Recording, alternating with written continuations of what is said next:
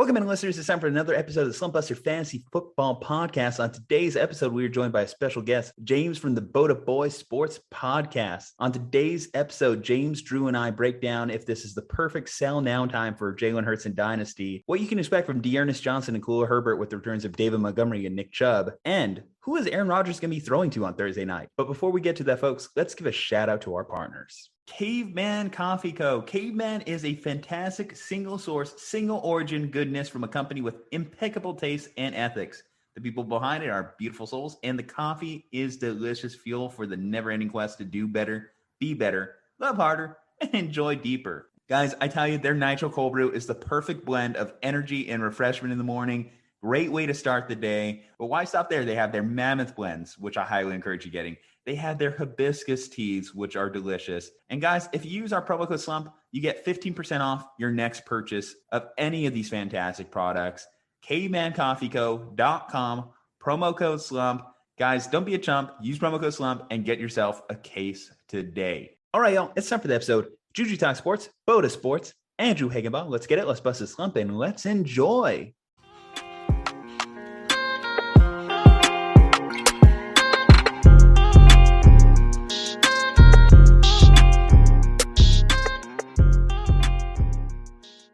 All right, guys, you know, I realized just before we hit record here today that I'm entering the doghouse. I'm entering with two Browns fans as I got Drew Hagenbaugh, our own Ohio-based resident for the Slumpbuster podcast, and then James from the Bota Boys podcast, a Boston-based sports podcast with a Browns fan at the helm of it. Guys, I guess my first question to both of you here, I just made a big-time trade for Nick Chubb. Can I count on Nick Chubb to be that RB1 I need the rest of the season? Yeah. Oh, 100%. Okay. I traded him for a third-round pick next year, so it will really bite me in the ass if this doesn't work out. So that calf better be 100%. And if it's not, I'm holding it against both of you guys. I'm going to say that internally in my mind, James, Drew, they backed this guy. Nick Chubb, all on you guys. Speaking of trades I've made in recent weeks, you know how I was bragging a couple weeks ago, Drew, how I traded for Patrick Mahomes? After this week 7, I was not bragging as much. Who'd have thought that Mike White or whoever the Jets backup quarterback is would have more points in a fantasy week than Patrick Mahomes? Anyone concerned there? I think it's valid to be concerned. This is a Patrick Mahomes we've never seen. And like to this point, we've just seen stellar Hall of Fame certified Pat Mahomes. This is bad. And that concussion was bad. He looked hammered. Yeah, you know, he did clear concussion protocol, so that is the good news. It looks like he'll be back and ready next week, but I was worried that more he might have snapped his neck. That way that knee just flew right into it and bent it straight back. One of the things the game talked about is why was he even still in that game? Because the Tennessee Titans just came out for blood. They just absolutely decimated the Chiefs early on in that game. I was shocked by that result. Tennessee Titans, rest of the year, Drew, do you think that this is a real Super Bowl contender we have on our hands? I mean, if they continue to play like this, yeah, they could be a serious Super Bowl contender. I mean, they're playing very well as of late. Tannehill is starting to look a little bit better. Not as good as he was last year and the previous year beforehand, but he's looking a lot better than he did at least the first half of this season, at least starting out. So this offense is actually starting to look a little bit better. Julio still needs to step it up a lot, though. Now, I got to get to the point why I made it such an effort to get a member of the Bota crew on today's podcast.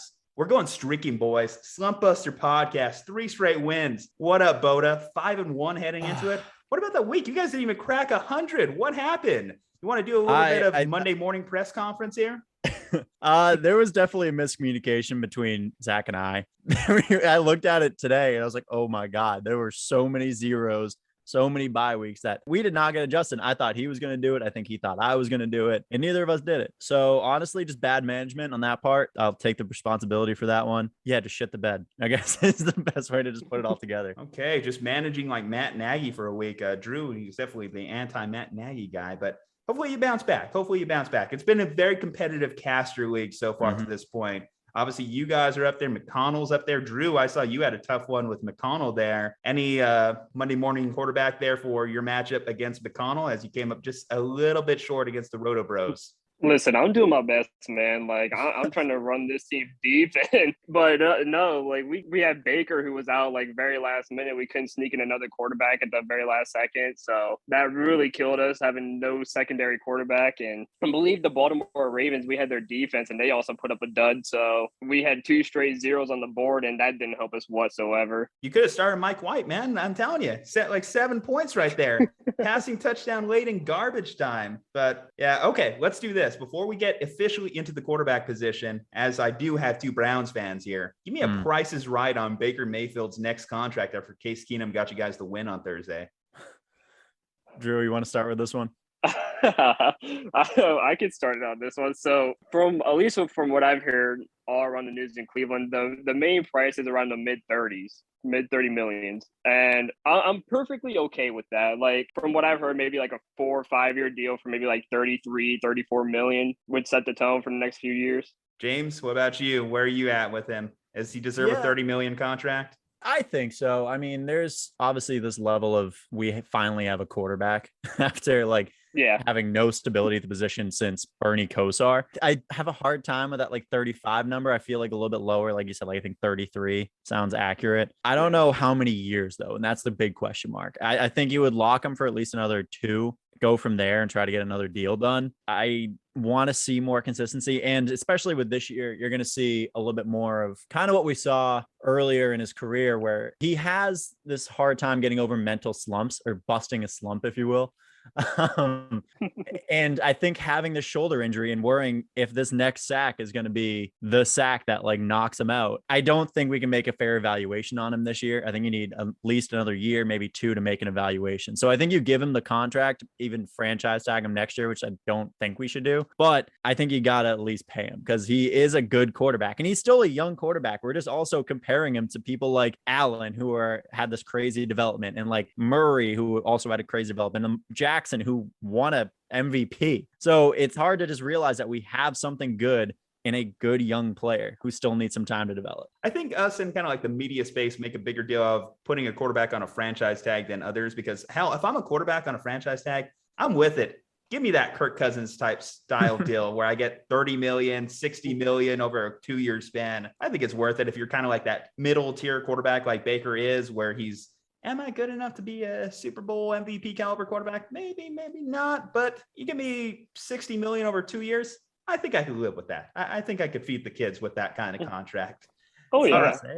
Let's talk about some guys under center who fed some points into their fantasy owners' lineups in week 7. So let's start off at the top here. Your number 1 fantasy quarterback for the week on a 4-point per passing touchdown scale was Matthew Stafford, 334 yards, 3 touchdowns. Had a couple yards in the ground, nothing big for Matthew Stafford there, but number 1 on the week. Didn't crack 30s. That's an interesting thing for the quarterback position this week. No one cracked 30, but at number 2, right behind him, 416 yards, 3 touchdowns, and INT from Joe Burrow and the Cincinnati Bengals as they advance to 5-2. Tua, his name has come up in trade talks for the last week. Well, he contributed 4 touchdowns, had 2 picks, but good enough to be the 3rd fantasy quarterback on the week.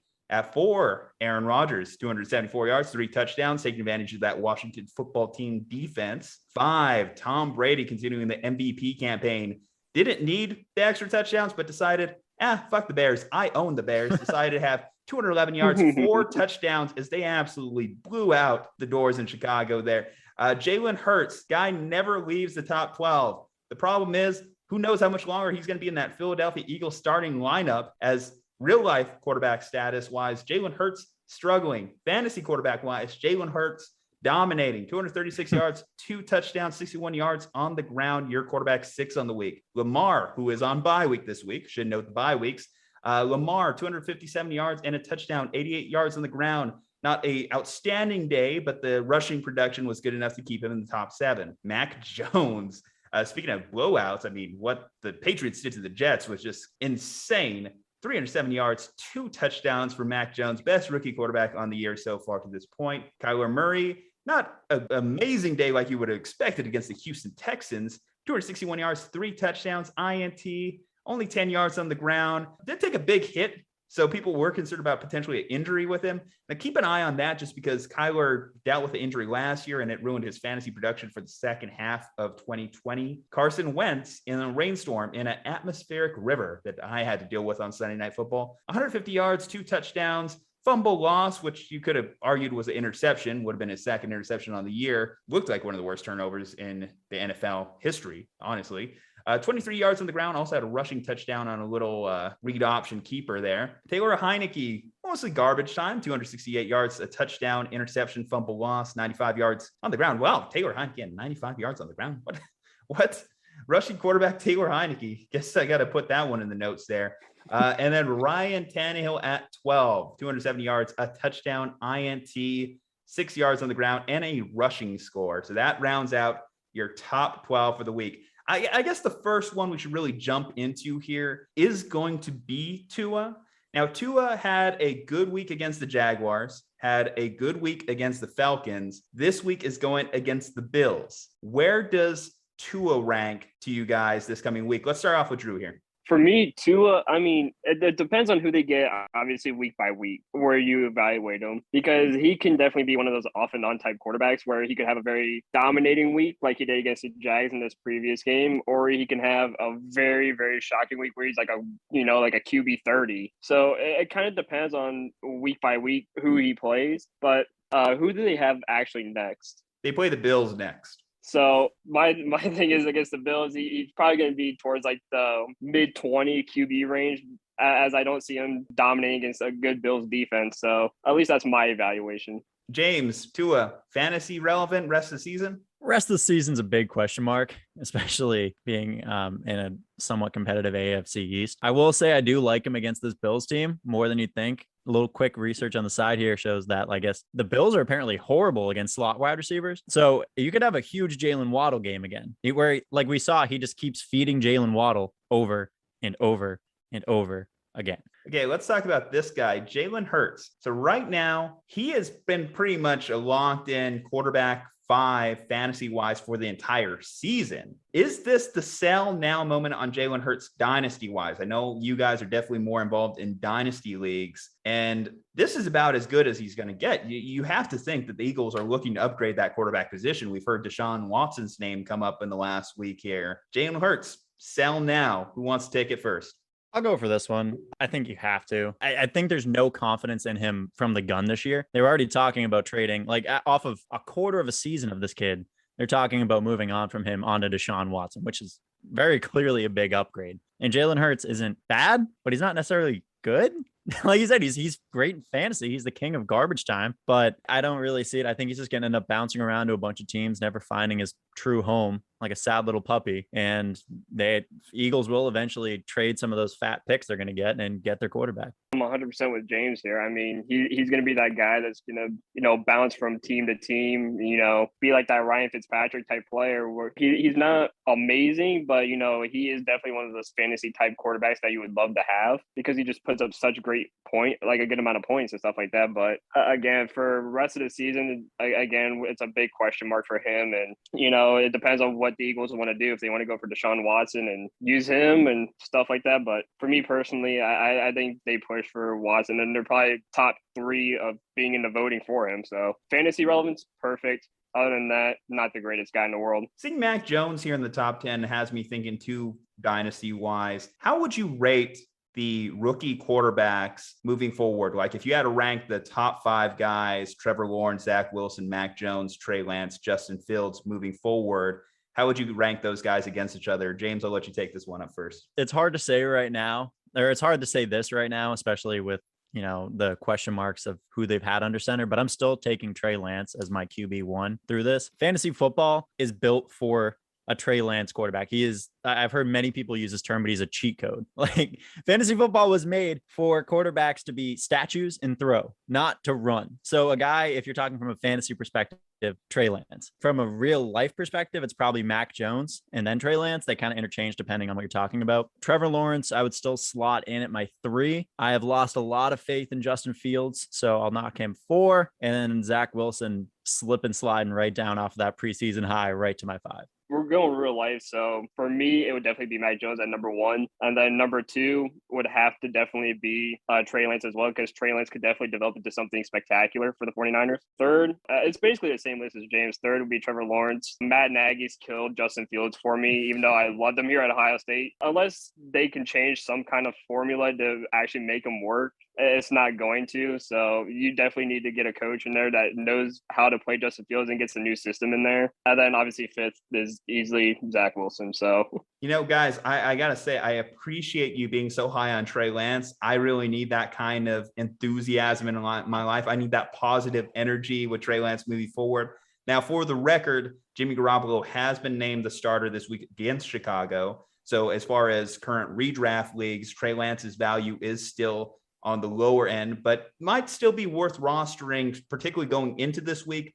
Should the Niners decide to make any moves, you might be able to pick him up on waivers still to this point, as his name has been kind of flying under the radar as a backup the majority of the season. Is dealing with a knee injury, I should add too. Is dealing with a little bit of a knee sprain at the moment. Now, Carson Wentz being a top 10 quarterback does intrigue me, because if you look over the last couple weeks, had 402 yards against the Ravens, had a good passing day against the Texans, and then dealt with a monsoon against the Niners and still had a decent day. Now he goes against the Titans this week. The Titans did a great job against the Kansas City Chiefs, but the Titans defense, we didn't really think much of them going into that matchup. Carson Wentz, can he be a top 10 quarterback this week? Rate the optimism. I'm going to give it a 1 to 5 scale, being 1 least optimistic, 5 being very optimistic.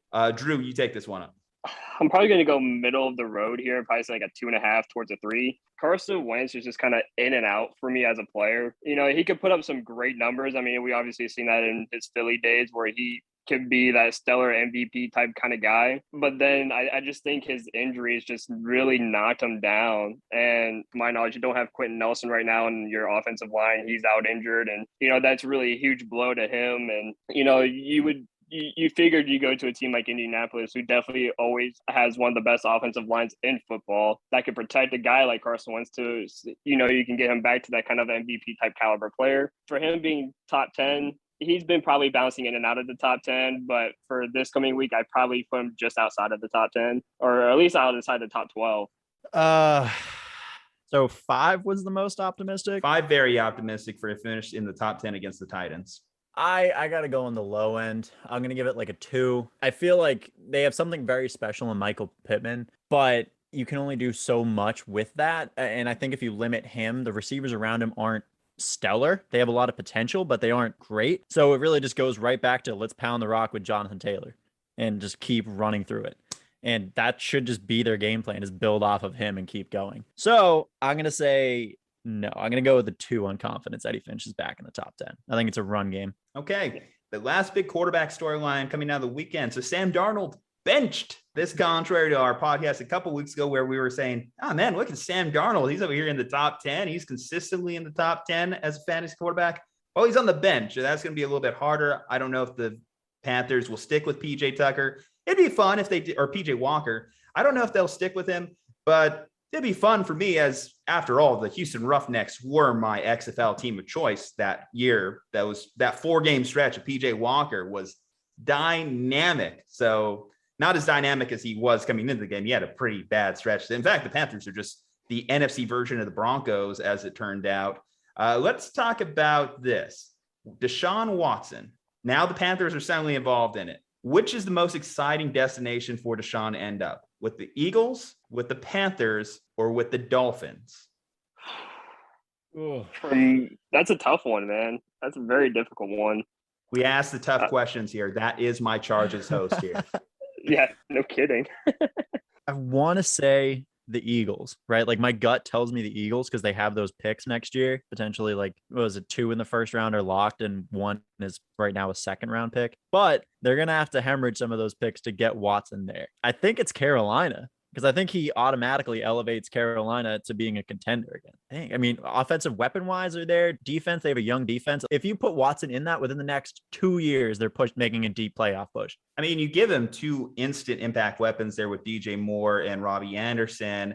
And then if CMC comes back healthy here in a couple weeks, then suddenly you're looking at, do I have a top 10 quarterback in Deshaun Watson for the rest of the season? I agree with you. That's probably one of the best places he could end up. When I look at the Eagles, you have Davante Smith, Jalen Reagor. They have a good offensive line. They probably have the best offensive line out of this group of teams here. There is some upside to be considered there. Nick Sirianni's play calling, maybe the downside there. And then you have the Dolphins, who, when I look at the Dolphins' weapons, Will Fuller might be back from IR, which is a phrase that we've probably said a lot during Will Fuller's career.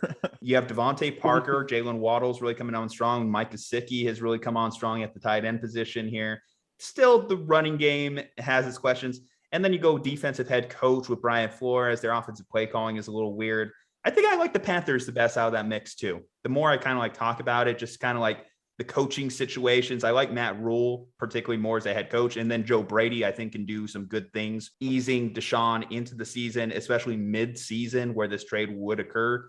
Drew, how do you rank those destinations? Well, I mean, we're going 3 for 3 for Carolina here because I truly think Carolina would probably be the more better destination.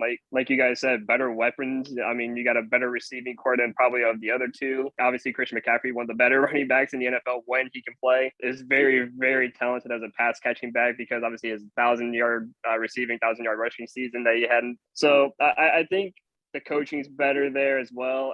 Everything just sounds better in Carolina than it does anywhere else right now. Okay, I think that wraps up the quarterback position. Any notable injuries? Anything that didn't mention? I should mention Derek Carr is also on bye if you've been rolling with Derek Carr. So it's Derek Carr and Lamar Jackson are your bye week quarterbacks.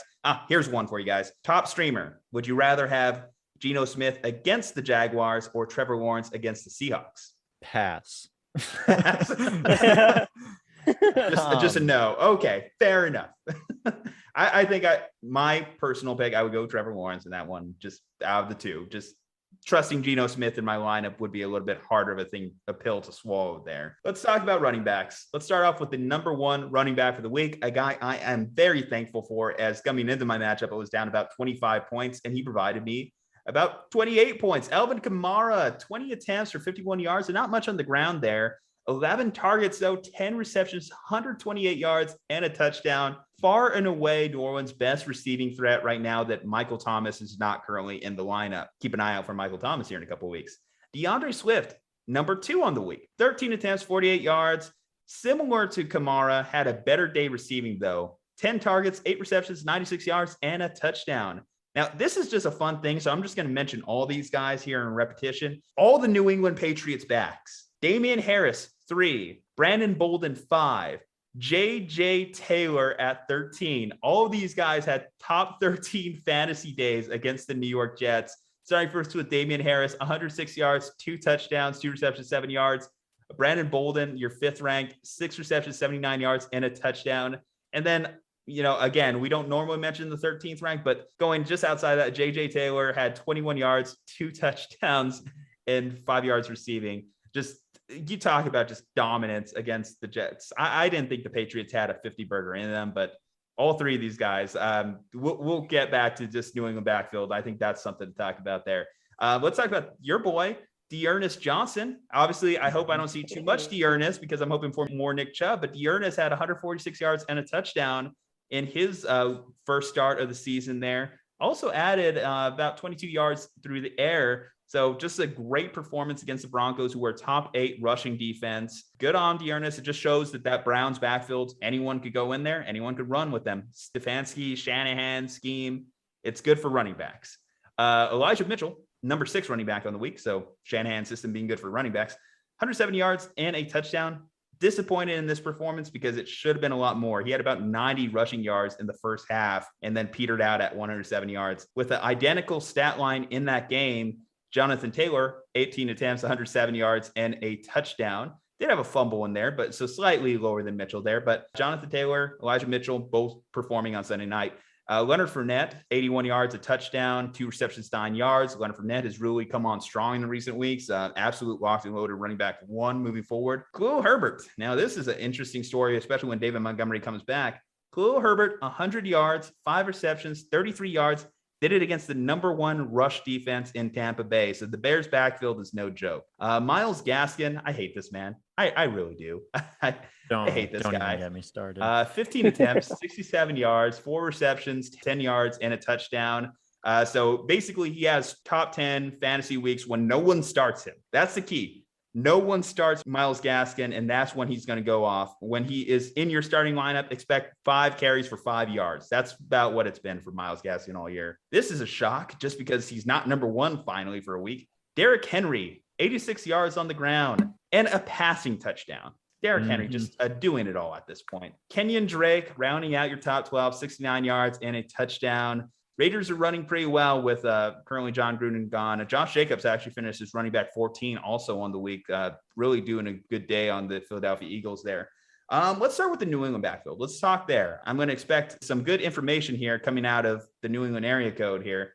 Gotcha. Damian Harris seems like the only one you can really trust for certain. Ramondre Stevenson was a scratch, just a healthy scratch in this game. But who is that second back out of the New England backfield? Obviously, James White went down for the year. Is it Brandon Bolden? Is that someone I could count on in my flex if I have to in a 14-team league? I don't know if you can necessarily count on him as a flex. I think it's very situational. But like you said, Damian Harris is the bell cow. Damian Harris is the closest thing they've had to a bell cow since like Corey Dillon. So he's going to get a lion's share of those touches. Brandon Bolden, it's just going to kind of be these sporadic weeks of just like high spikes and then super low lows. That's how Josh McDaniels just runs things. He is very good at switching things up and very bad at everything else. I do actually like JJ Taylor a lot.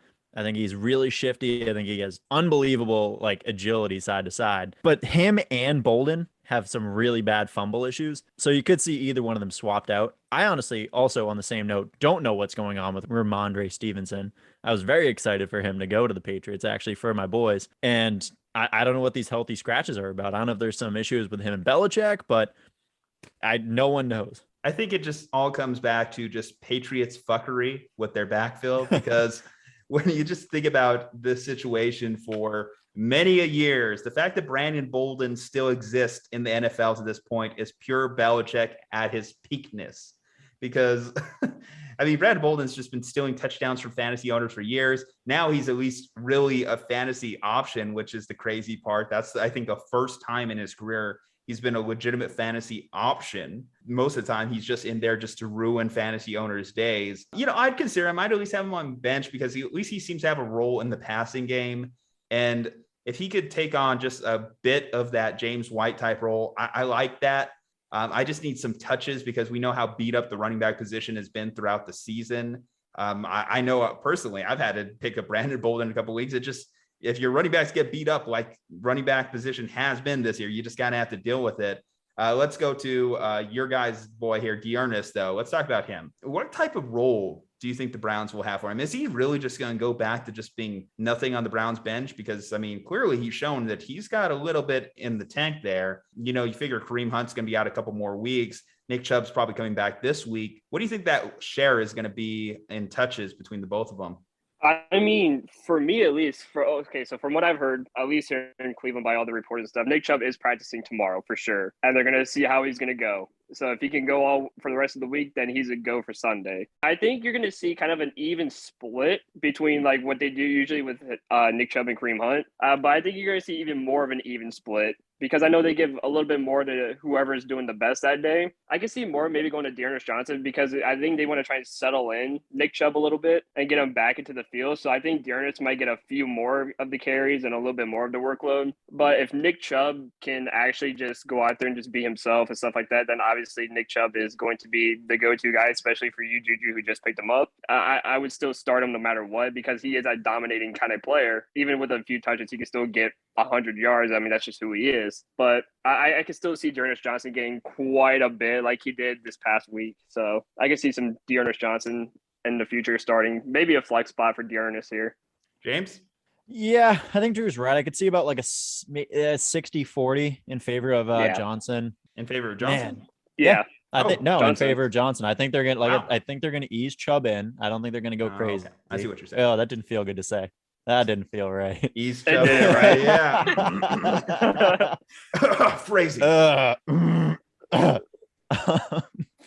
I just think you see him, or I see Stefanski using the hot hand and Dearness and let him rock against. I think we're Pittsburgh this week? It's the Pittsburgh week. Pittsburgh. Oh my God. Yeah, I think it's Dearness Johnson getting the majority of the workload this week. Okay, speaking of how the backfield is going to be distributed, David Montgomery should be back here in a couple weeks. How do you tell Khalil Herbert, who's been one of the best things on the Bears team, to just go back to being quietly on the bench when David Montgomery's back? What type of split are we thinking here? Are we thinking 50-50 or are we thinking a 60-40, kind of like what you guys are going with in Cleveland?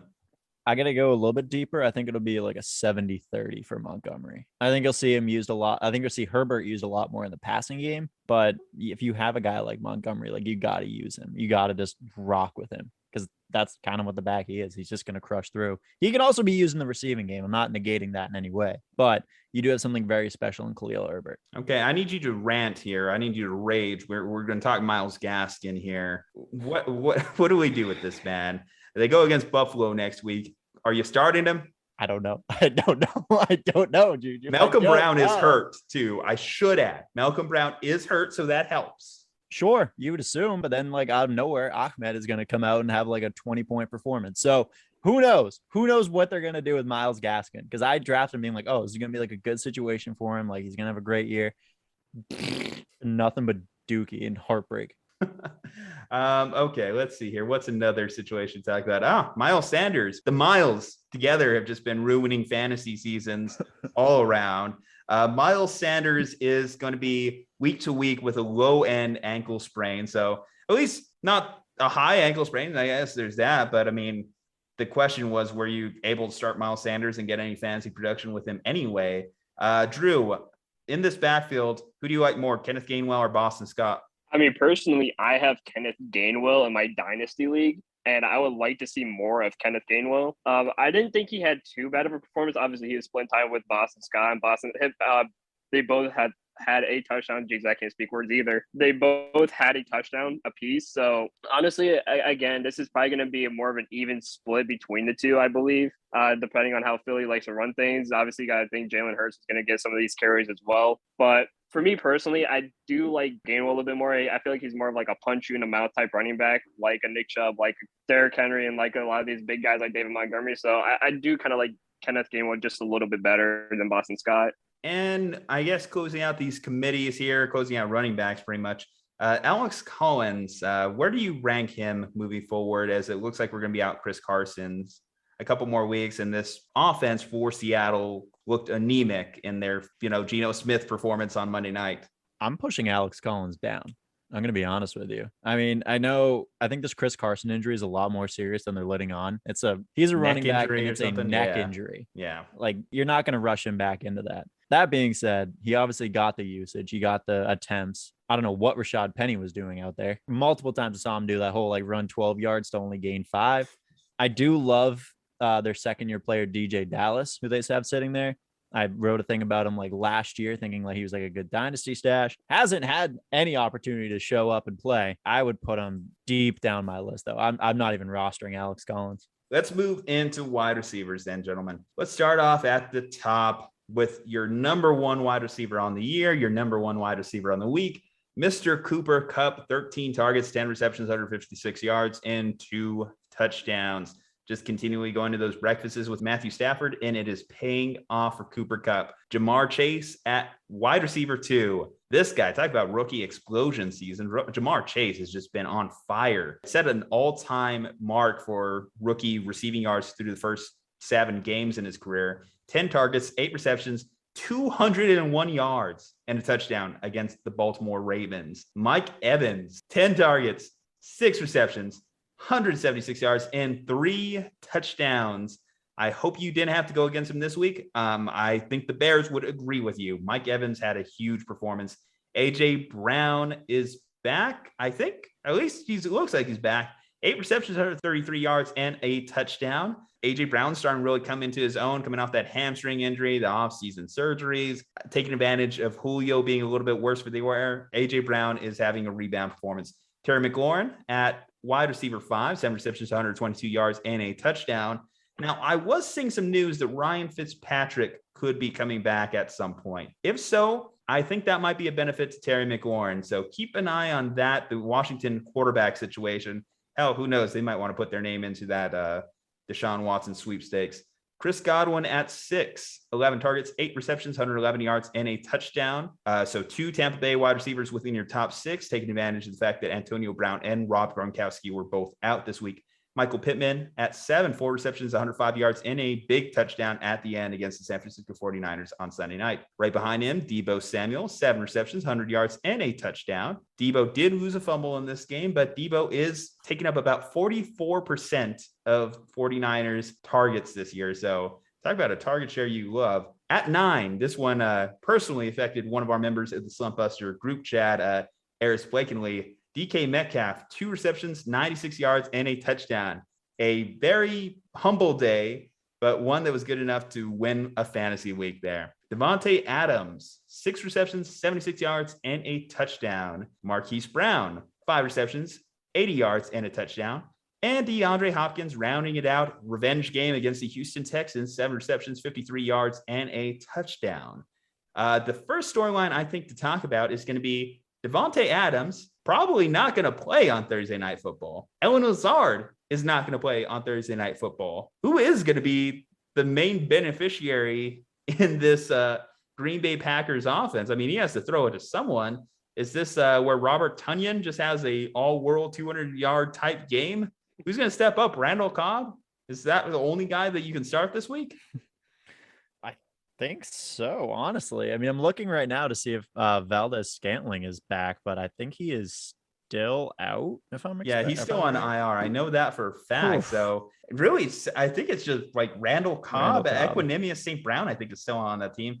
Equanimous St. Brown, is that a guy that we're picking up here? I mean, don't forget they also have that rookie. They drafted Amari Rodgers for a reason, but I mean, that's kind of the Randall Cobb role, so I don't understand where he would even fit in. So go Equanimous? I guess I wouldn't, but I don't know. I think this is another matchup I'm kind of avoiding altogether. I guess this isn't necessarily in regards to running backs, but I guess Aaron Rodgers against the Cardinals on Thursday night. No, because the Cardinals have such a bad secondary. It's really a thing. They have like some good pieces, but the NFC West is awful. But they have a good pass rush, and pass rushes have been one of the things that affected Aaron Rodgers in recent years. I think some of his worst fantasy days have come against teams that could really put him on the move, and now he has no one to throw to. Mm-hmm. I'm going to say I'm avoiding Aaron Rodgers. Okay. I think you have to. I mean, literally, he's throwing to guys that they're going to pick up off the street. He's going to go to the next local Kmart and see if he could get a bagger to catch passes from them this weekend. Who was that a couple years ago? The Carson Wentz thing. Who was he throwing to that was literally that situation a couple of years ago? God, I forget the name. That tells you how bad the Eagles' passing situation was. But that's what the Packers have this weekend. That's what the Packers are legitimately looking at. I guess Equanimous St. Brown. That's all you got really if you're the Packers. So we'll see. Davante Adams. They did say that he was going to continually get tested every day, whatever they got to do. I don't know. He maybe have to take some horse pills or something, I guess, and he'll be good. Got the Rona. Okay, well, let's talk about some other situations here in the top 12. So DK Metcalf, I mean, I told you he finished as a top 12 wide receiver, but he did only catch 2 passes. DK, what range of wide receiver do you think he's falling into with Geno Smith? I mean, he's got him for another couple weeks. Hell, I mean, Tyler Lockett is non-existent on here too, I should add. Yeah, but I feel like that's kind of typical Tyler Lockett, though, in fantasy, where he goes off the first, 4 weeks, 5 weeks, and then he just has a big dump off, and he gives everything to DK Metcalf anyway. So, I mean, I feel like that's typical Tyler Lockett fantasy anyways every year. So, but DK, I even though he still had 2 catches, he still had a big day with 97 yards and, a touchdown. So I don't think he's completely out of it. I think he's still a big star for you, because he's still gonna get those targets. Thing is just Geno Smith, and he has to find DK Metcalf first. Yeah, that's the thing. All 5 of them. That's the targets we're talking about. Can you have a wide receiver one with 5 targets? I mean, if you can translate one of those to an 84-yard touchdown, yeah, why not? I guess. But who the Seahawks have this week? I guess that's the question. Who are the Seahawks playing? They are going against the Jaguars. Okay. Well, in fairness, I guess I'm wrong. You're starting your guys against the Jaguars. You might even have to start Tyler Lockett against the Jaguars. But moving forward, it is concerning that both these guys aren't seeing the work. You like to see a little higher target volume. Julio Jones, is he on your bench firmly at this point? He's had a bad season. Now he's dealing with a hamstring injury that kind of hampered him in this last game. He played, but he was dealing with a hamstring injury. He hasn't really had a good performance all year. Julio Jones, anyone have any confidence in him? No. I don't know what Drew feels about, but I've been avoiding him. I wasn't confident with him coming into a whole new system either, but any bit of him I have had, I've used him as like a flex. Even then, like not a confident flex. Yeah, I believe I have him in the I think we have him in the caster league, and I'm honestly just thinking about just either throwing him in a flex or just dumping him onto the bench. I mean, he's just been a very frustrating guy this year, like injuries and not getting the passing and not getting the catches and the targets and anything like that. I mean, he's just been non-relevant for Tennessee. Who is the best Giants wide receiver? Because I'm looking at wide receiver 17 here, and I'm seeing Dante Pettis coming out of nowhere. That's a name for the past from a Niners fan here. 5 receptions, 39 yards, and a touchdown. Also had 16 yards passing as well. So I guess the key is we should have tried Dante at quarterback a couple times and got a little bit out of him. So much for a quarterback guru, Kyle Shanahan. No, Dante Pettis finishing as wide receiver 17. Kenny Galladay's been out. Darius Slayton's been banged up all year. Kadarius Toney has been banged up the last couple weeks. Is Dante Pettis at least someone you could stream, I guess? I don't know if I can do that confidently either. Honestly, I think the Giants are another team right now that I'm avoiding. If your name isn't, and this is weird to say with him being injured the past few weeks, but if your name isn't Saquon Barkley, you don't have a spot on my lineup if you're a Giant. Well, Devontae Booker, he's probably where people are going to like the range of running backs that we've been reduced to, especially coming off last week's bye weeks. Like you kind of were hamstringed to have to put Devontae Booker in your lineup either way. Yeah, and that's valid. I mean, Daniel Jones had a good spike earlier this year too, but not enough for me to confidently run him every single week. Daniel Jones plays the Chiefs on Monday. Is Daniel Jones a top 10 quarterback this week? I mean, with really nothing, no. It's the Chiefs, man. I have some Chiefs numbers on my phone. They're like 30th in points allowed, 30th in yards allowed. All of those numbers here. Either way, it's bad. We know how bad the Chiefs defense is, and he has had top 10 fantasy performances earlier in the year. He's had top 5, top 3 fantasy performances earlier in the year. I mean, if he can go for another 95-yard run without tripping over himself, then sure. What if I told you Kadarius Toney is healthy and maybe they get Galladay back? Then I would give a little bit of confidence, but yeah. I'm just saying that's someone put on your radar. If you're looking for a Lamar Jackson replacement this week, Daniel Jones against the Chiefs, I think is definitely one that you could consider. You're not wrong. That's just such a weird statement. Yeah.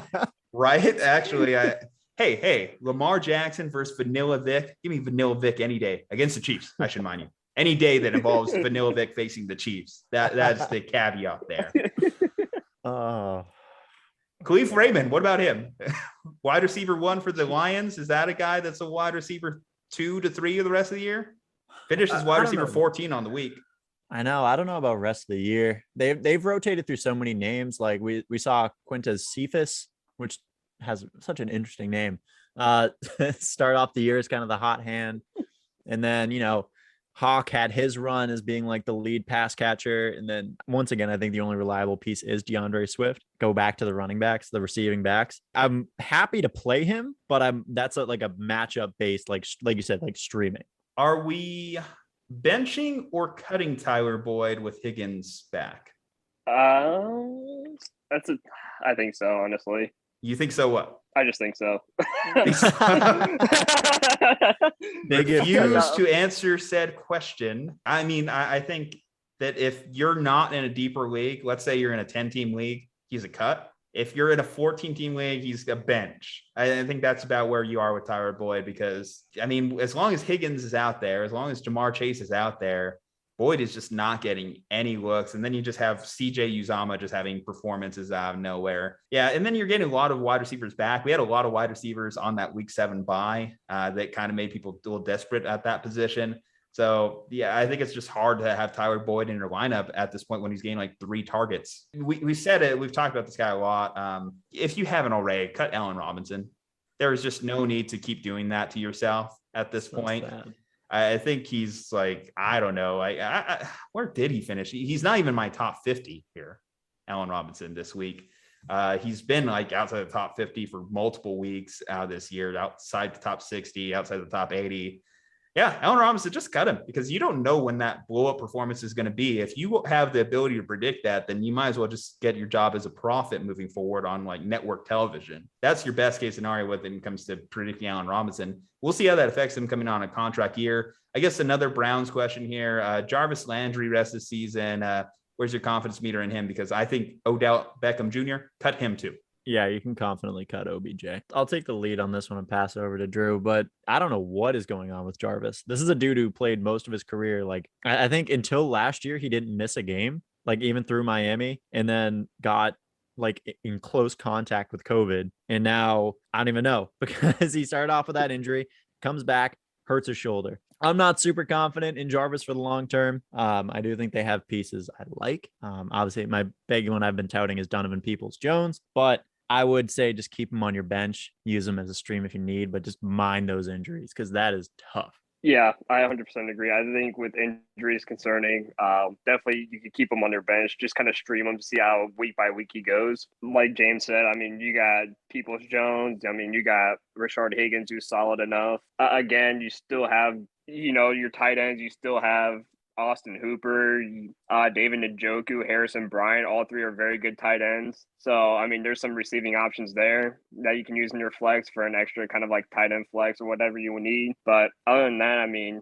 it's just tough to trust with injuries concerning. So, yeah, particularly at that quarterback position too. Though I will add, I think Case a couple years ago was really good at elevating Thielen and Diggs. Maybe if that Vikings version of Case is in the lineup, we'll see how that affects those moving forward. I think he's the type of guy that likes to just target his big name. So that's at least some confidence for Landry moving forward. I think I forgot to mention that Marquise Brown was the wide receiver 11. I think I might have skipped over that. He's on bye week though this week. Marquise Brown, Rashad Bateman, they're both on bye. Of course, the Raiders wide receivers, if you were starting Hunter Renfrow or Henry Ruggs III, still hanging on to hope with Bryan Edwards. He's on bye. And then running back wise, of course, Josh Jacobs out, Kenyon Drake out. And then if you were desperation playing any of the Ravens running backs, Devontae Freeman, Latavius Murray, or Le'Veon Bell, those guys are all out this week. Just because it was National Tight End Day, I'm actually going to read out the top 12 tight ends here. Not necessarily their stat lines, but where they finish. CJ Uzomah at 1, Kyle Pitts at 2, Mike Gesicki at 3, Foster Moreau stepping in for Darren Waller at 4, Zach Ertz in his first performance with the Arizona Cardinals finishing at 5, Robert Tonyan at 6. And Robert Tonyan, we mentioned that name earlier. He might be all Aaron Rodgers has to throw to on Thursday. So who knows? It might be a good guy to actually just throw out just if you're looking for a dependable target. Number 7, Dallas Goedert, Mo Alley Cox at 8, Travis Kelce at 9, Michael Pruitt 10, Hunter Henry 11, 4 straight weeks with a touchdown for Hunter Henry, should add. And then Ricky Seals-Jones at 12. Okay. So, that's your tight end list there. Biggest things I'll say is I think Kyle Pitts might be tight end 2 rest of the season at this point. When you look at just where the tight end position is, he might be battling it out with Darren Waller, but it seems like the Falcons are really starting to utilize him more. Zach Ertz might have some boom bust type fantasy performances moving forward because it's just so hard to cover him on this Cardinals offense when you have so many different things to deal with. I mean, he was wide open on his touchdown there. And Mo Alley Cox, I mean, no, we'll see. I mean, I think that they should give him more love, if anything, just because he has a really cool name. Yeah. Any added things on National Tight End Day, which I'm really sad, by the way, that it's National Tight End Day and George Kittle was hurt. I feel like those two things should not go together, even though George Kittle being hurt is pretty par for the course at this point. I was going to say, is that even a shock at this point anymore? Nothing shocks me anymore. My life is misery and sadness.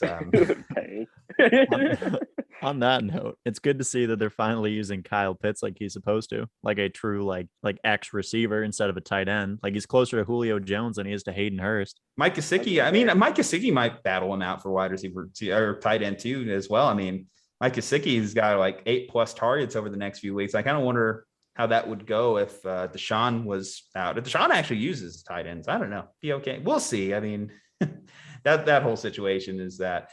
Quick note on DSTs, widely available DST, the Cincinnati Bengals. You know who the Cincinnati Bengals are facing this week? The New York Jets with a backup quarterback. So if you were ever going to put a lot of fab on a DST, this might be the week, guys. Any other like DST options standing out to you potentially to stream? Maybe just off a toss, Seattle against Jacksonville. I know a lot of people are giving up on that secondary, but maybe they have that bounce back game against Jacksonville. I think you're right, though. I think Cincinnati versus the Jets is the most favorable matchup you got out there.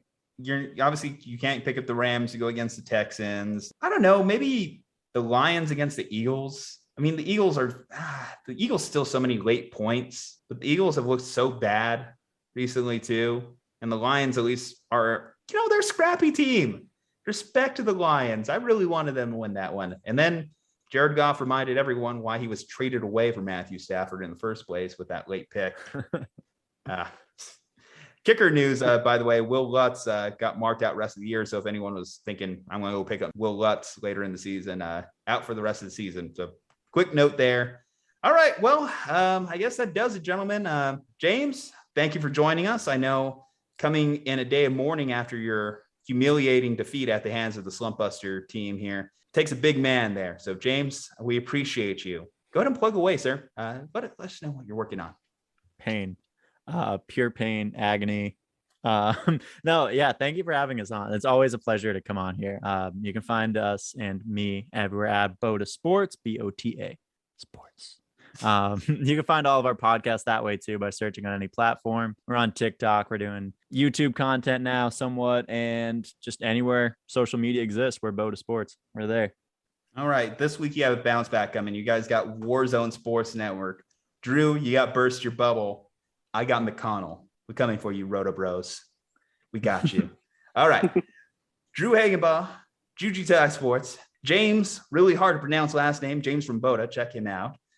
At Slumpbuster Podcast on IG, at Slumpbuster Pod on Twitter, at Slumpbuster Pod on TikTok. Leave a 5-star review for us on iTunes if you're listening to this on iTunes. Leave a like on this video if you're watching this on YouTube. Subscribe to our channel as we push towards 2,000 subscribers. Big channel announcement. We're officially eligible for the paid partner program, so that's really cool. So thank you all. If you're a current subscriber, if you're not a subscriber, get with it because we've got a lot of great content coming your way. Stay safe, happy, and healthy, and we'll see you next time.